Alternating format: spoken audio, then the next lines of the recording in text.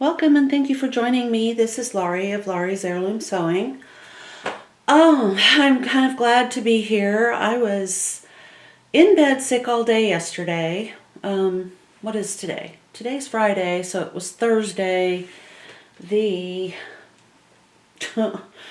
trying to do backwards math. The 30th of January 2020. Today, thank goodness, I feel much better. I don't like being sick. It's been a long time since I've had, it was kind of like maybe I had a migraine, maybe.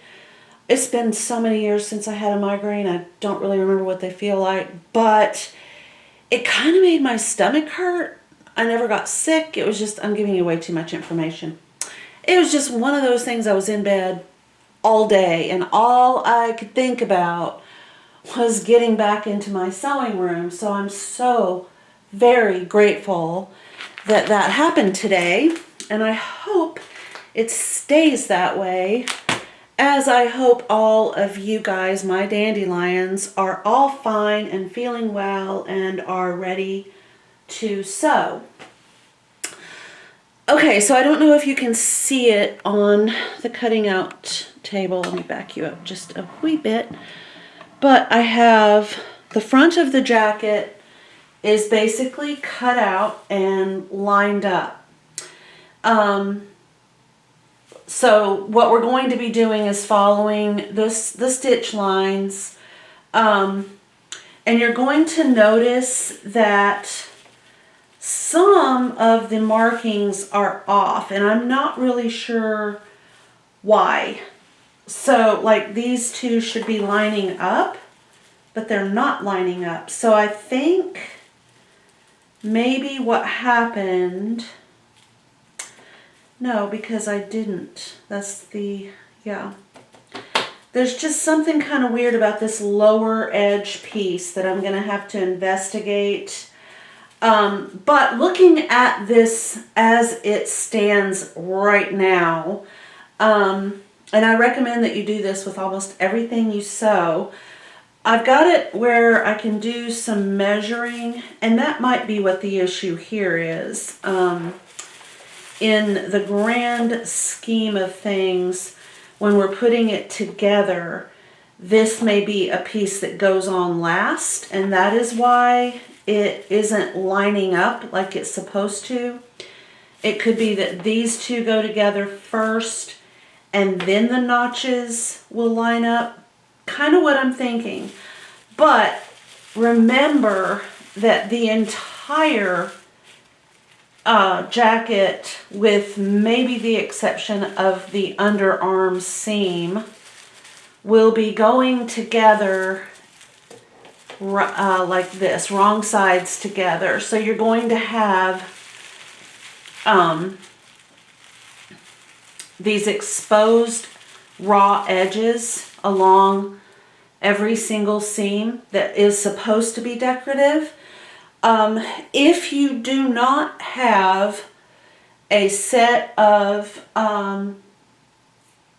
pinking shears or some type of device that can help you cut this after it's all sewn together, you will be using, I feel like everything in my, okay.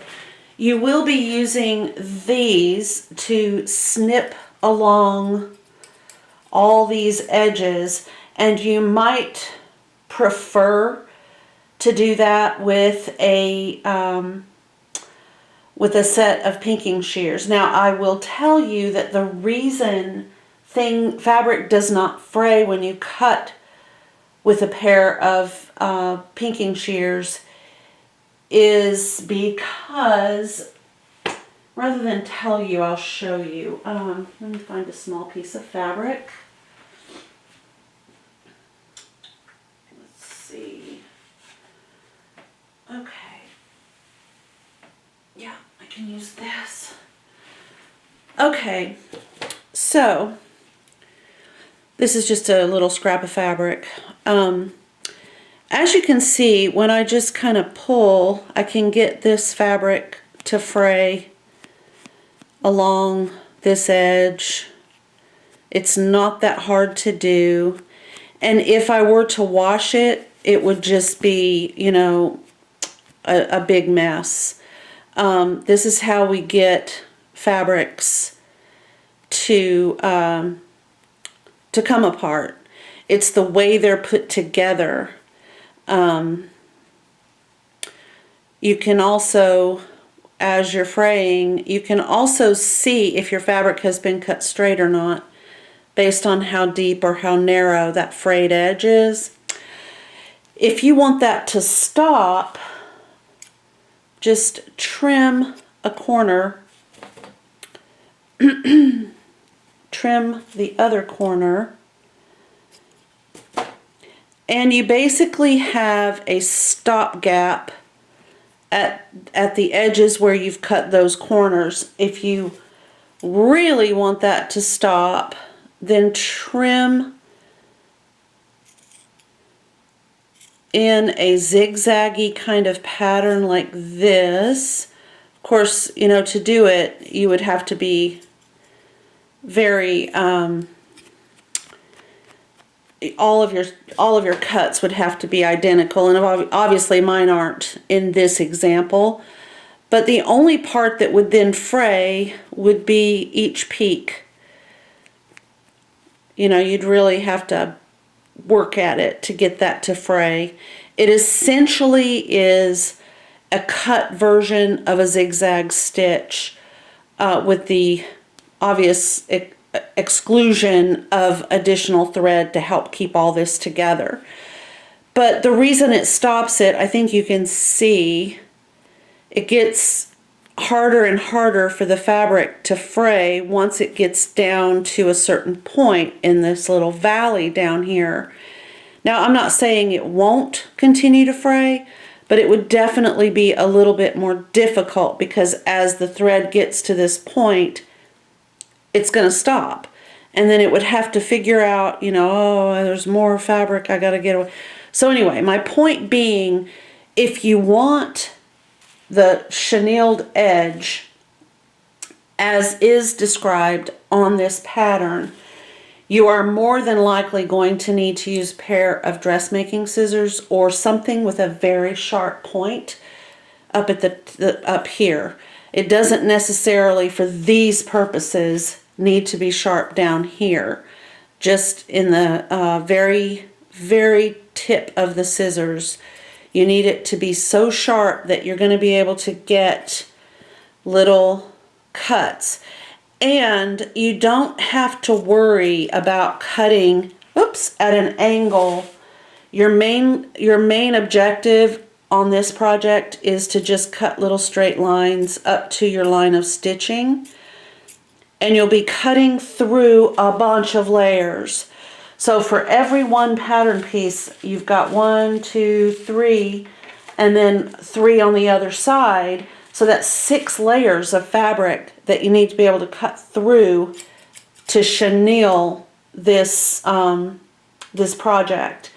I don't think a chenille cutter would work because, as I understand it, I've never used one, but I think the fabric has to all be, it has to be a single piece of fabric, and then you cut through that after you've sewn. So unless you left all your fabric whole and cut out one piece and one piece and then chenilled, you'd have to make your measurements and try to figure out where those are with a chenille cutter.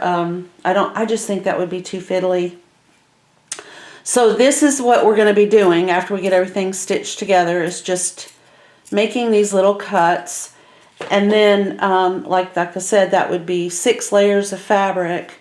And then you're supposed to kind of scruff them up and then put it in the washing machine and then put it in the dryer. And when it comes out, it will be, you know, much nicer looking than that. That's only 4. But it will be all scruffled up and chenilled. So that's the end game on this particular pattern. You can kind of see it if I can get the lens to focus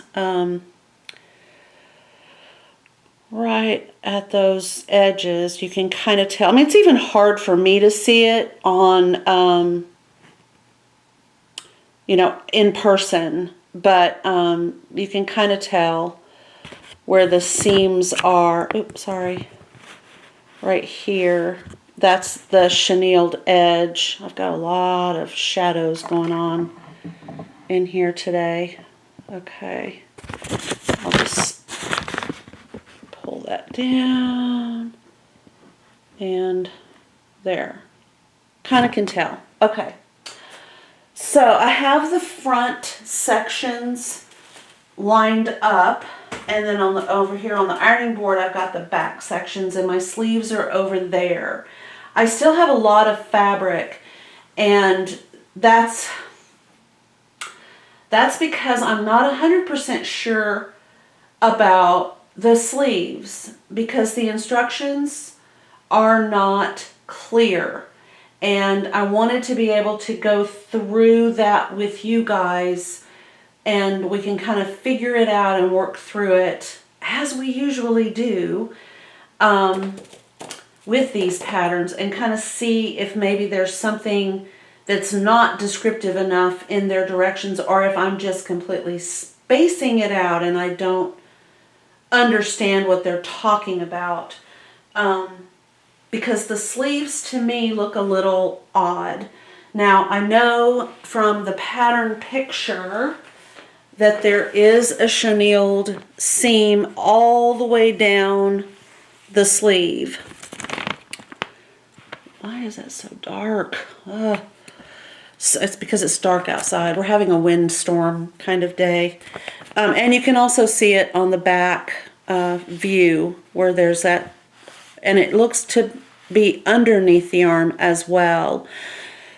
And if that's the case, then I know I'm going to have to cut more fabric. I just don't know why that is not in the descriptive information on the pattern pieces or in the cutting layout. So it either got missed or I am not reading it correctly. Either one of those is a fair option. It could be either or both. Okay, so this is for Caroline. I'll need to put my buttons for the heart-shaped tote bags over here. Put Caroline's choice over there. I finished Jessica's, and I think I showed that to you guys in an earlier video that I did not get to upload because I was sick. So I'm not going to stress out about that today. I'm sorry. I know you're going on a wild Laurie sewing room ride. Okay. I'm going to have to move my serger. I'm not really sure why it's there, to be honest. There's just so much going on in the sewing room right now. I haven't even swept in here.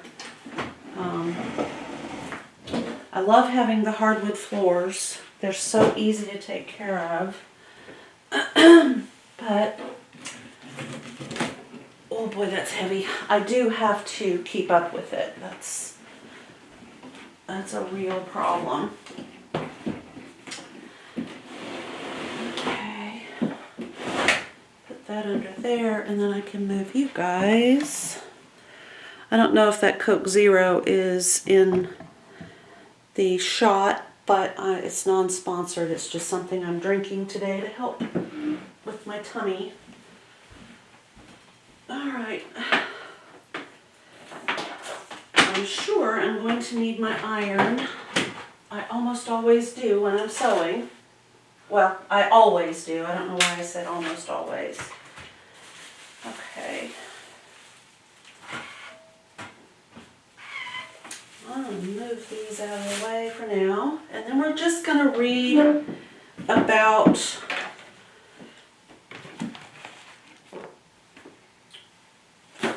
Oh, and my other package of Heat and Bond arrived last night, which was Ducky. Okay. Oh, it's so weird because I was looking online this morning. I've been trying to figure out how to label my sewing projects so that when I gift something to someone, for example, let's say, that's just a sketch. Let's just say I was doing this baby day gown right here that I just sketched out one night. Boy, am I tangled up. You know, I used to put like a little label in the neck area, but I'm not really into that anymore. So if I were going to do a baby day gown, I would probably have a separate label that is not part of the baby day gown, because you don't want a baby wearing anything with a label. But if you're doing, say, a tote, that's a thing in progress. You know, you might want to put a label like right there on that little rectangle that I drew up on the top right there. Or on the handle or somewhere, you might, or even on the inside of the tote, you might want to put some type of a label. And the thing is, I don't really want to have my actual label out there, which is my initials, which I'm not going to draw in my label format, but you know, those are my initials for real. Those are my initials. So you guys were the inspiration, and I finally decided that I would just do handmade on the outside, and anytime I make something like a tote bag or a little coin purse or something along those lines where I could put a charm, I'm going to do something like a dandelion. Either I will make it or I will have it made, but like a metal charm with a dandelion.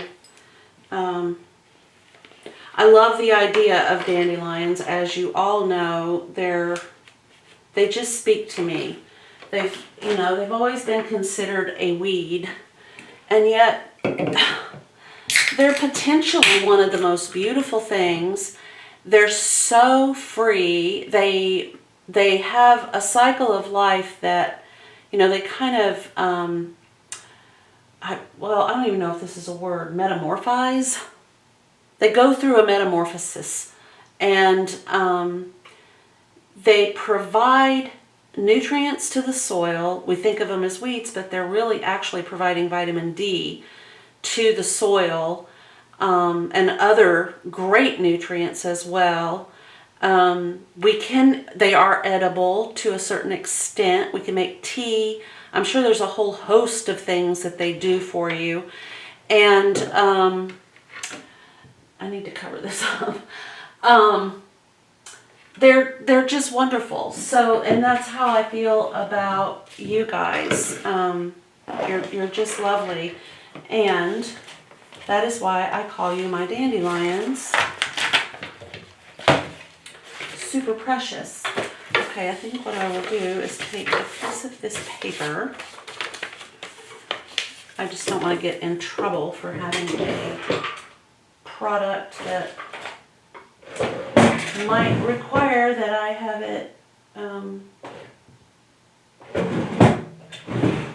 sponsored or something. I know I have tape in this room somewhere. And I'm forcing you guys to go through all this agony. I apologize. Oh, yeah. It was so sweet. I got an early birthday present box from my oldest daughter, who lives in Oregon. And it came at just the perfect time because I wasn't feeling all that great, as you know. And even though my birthday is not until the 5th, I went ahead and opened it. I mean, come on, it's my birthday, right? Of course it is. I'm seriously trying to, is this tape? I think so. Yep. All right, I'll be right back. I'm just gonna fix this so I'm not uncomfortable about what I'm... Isn't it funny that we have to think about these things? I think so. Okay. There. Ta-da! Well, now, so the directions start us off. I'm gonna see what I can do about the horrible lighting. Oh, woo. Maybe nothing. I need to get some more light in here. I'd love to get a ring light. That would be awesome. Okay, so we have it all cut out, I think.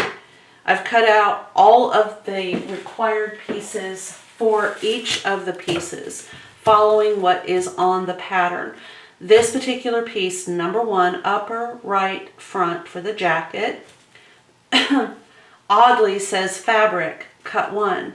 Contrast 1, cut 1, and then underlining, cut 1. So I have cut out 3 pieces of fabric. I have the blue microcheck, white underlining, which is a lightweight cotton. It's not batiste. I'm going to say it's a broadcloth that I've had for 100 years. And then my outer fabric, which is this right here. And I hope everything has been cut out correctly. The way I was looking at the pattern pieces, I could be absolutely wrong. Everything could be upside down, or I'm just going to have to do them in this manner. We'll see. At this point, I don't know because the directions are so vague. Okay, so starting on the second page of our instructions, we begin by doing the applique, which I have not cut out or decided that I'm going to do. But, well, I'll just leave this open. It tells you, which I've got all that over there behind me. All of the applique pieces are over there. They tell you to go ahead and mark. Once you use this, you would have cut off the part that has the information, and you may want to write it on the actual pattern piece, and it tells you that. So then you're going to cut one section of paper-backed fusible webbing, the same size as each remnant. If you've not done appliques in this manner before, you might want to to look it up. You might want to go online and see if you can't find some information. I mean, I'm going to read through this to kind of help maybe answer some questions as we go along. But I'm not 100% sure that I'm going to do the appliques because my sister really isn't an applique kind of person. I mean, she loves cute things, but the fabric itself is cute, and that's enough for her. So when I talked about it with her, I kind of got a lukewarm response. So I don't know at this point. The tote, absolutely. The jacket, I don't know. But I'm going to go through this, and I will read it, and we'll discuss it. And please, if you have any questions, just drop them down below in the comments. And you can also go to my Facebook, which is Laurie's Heirloom Sewing. I will try to remember to link that below as well. So there's a plethora of ways. You can also find me on Instagram at Laurie Eggleston. So be sure and check in with me if you have questions. Okay, So I will go ahead and show you what they mean by marking your pattern piece. And I recommend that you use a permanent pin, because if you put this information on this pattern piece with anything that will disappear over time, then you're left with just this right here that, let's see if I can, it does absolutely no good. I don't know if that's going to help. It's kind of hard to see. But there's a butterfly outline and a heart outline and a circle outline. And basically at the top, they tell you that this is piece 15, but you have 3 different pieces here. So what I would do is write inside each one of these with ink, not heat erase ink and not water erase ink, but full, I'm going to stick around until the end of time ink that Laurie can't find. Hold on, let me grab a pen real quick. She said, yeah, okay. So yeah, this is just a zebra or a Z-grip. I use them in my office. It's just a plain old pen, non-sponsored. I don't get any money from them. It's just what I use. I can't tell you where I bought this pen because I have thousands of them in the house, and I go through them all the time. So any kind of basic ink pen, I would just write in the corner of each McCall's M4798, and I would also write the word jacket, because you don't know, I mean, I don't know if they still recycle these pattern numbers. Who knows? But I'd want to know that it was for a jacket. I can clearly see that it's an applique. It says butterfly applique right there. But I don't know how many I'm supposed to cut. And for that reason, I would write cut or contrast number 6. So I know what my fabric is that I'm supposed to be cutting out. And then cut 1. And then webbing, which is the back, I'm going to put fusible webbing, cut 1. And then up here it says see sewing instructions before you cut. And the reason for that is they're going to tell you in here how to cut it out, where to lay it out, all of that. So the thing is, if I cut out around the butterfly, I'm going to lose that this is the grain line. And of course, I'm obviously going to have these other 2 little pieces, right? So it's okay to do that, because you can easily take a ruler, you can draw a straight line,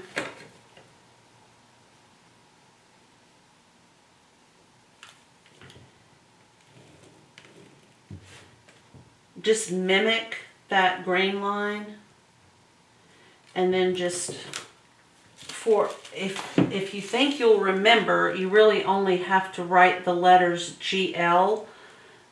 If that doesn't mean anything to you, then go ahead and write out grain line. And then just kind of do the same thing on the remaining pieces. And go ahead and write McCall's M4798 jacket. And I'm going to put cut 1. I do need to see I think all of these are cut contrast 6. Yep, I don't see anything different. So I'm just going to write C equals 6. And the same thing on the heart. Because in the pattern envelope, these could easily become separated and you might not recall what you're supposed to do. But the other thing I'm going to tell you is, let's see, the heart is going to require, go ahead and write this out real quick. McCall's M4798 jacket. I need contrast 6 equals 1, webbing equals 1, and my grain line has been drawn. Okay, so if I had a pair of scissors that I could actually cut paper with, hold on, she's getting up again. Aha.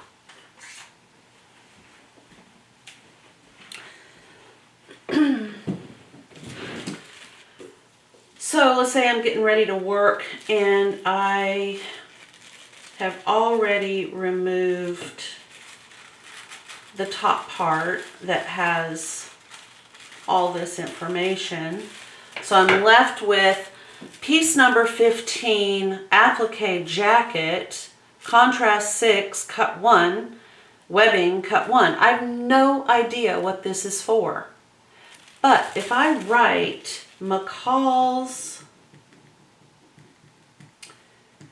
M4798, look at butterfly, circle, and heart, applique